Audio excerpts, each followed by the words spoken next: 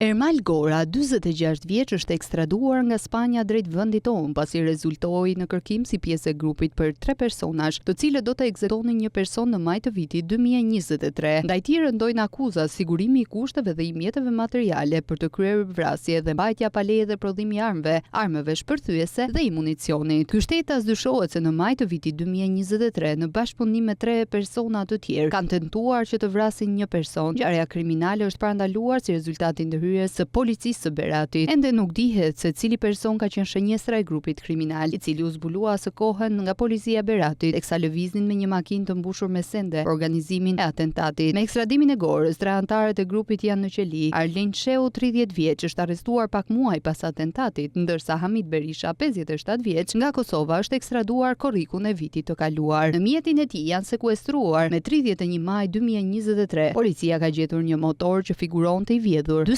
skafandra, veshje kamuflazhi, xhupa me shini dhe 2 radiomarse, dhënse një armë, zjarri automatik me silenciator, dylbi, dorashka lëkure, një thik, një sasi municioni luftarak, bidon me benzinë dhe disa sende të tjera që pritet të përdoreshin për të realizuar atentatin e dështuar.